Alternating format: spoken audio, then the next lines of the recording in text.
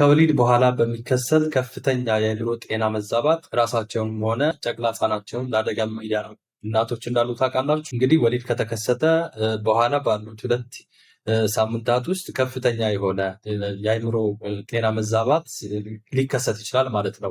በተለይ 3 አይደንቲፋይድ የተደረጉ የአእምሮ ጤና መዛባቶች አሉ። አንደኛው ፖስትፓርተም ሳይኮሲስ ነው። ሁለተኛው ደግሞ ፖስትፓርተም ዲፕሬሽን ወይም ዲባቴ የምንለው ነው። ከዛ 3ኛው ደግሞ ፖስትፓርተም ብሉስ የምንለው ነው።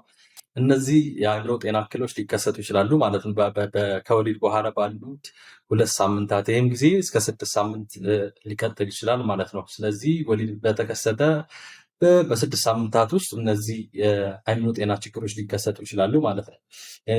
ከሁሉም ደግሞ ከባድ የሆነው ፖስትፓርተም ሳይኮሲስ የሚባለው ነው። ይሄ ፖስትፓርተም ሳይኮሲስ የሚጠቁ እናቶች ምንድነው የሚያደርጉት?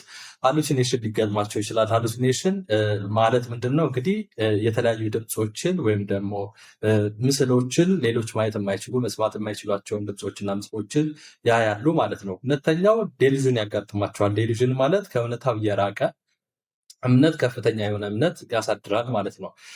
ከዚህ ውጭ ደግሞ ያሉት እንግዲህ ኮንፊውዥን ወይም ደግሞ ግራ የመጋባት አይነት ስሜት፣ የሀሳባቸው መዘበራረቅ አይነት ሁኔታዎች ሊገጥማቸው ይችላል ማለት ነው።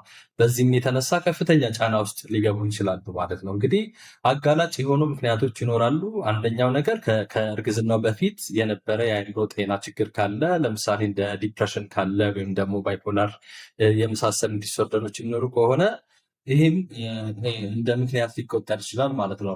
ስለዚህ እነዚህ ችግሮች በሚገጥሙበት ጊዜ ወደ ሕክምና ተቋም በፍጥነት መሄድ ያስፈልጋል።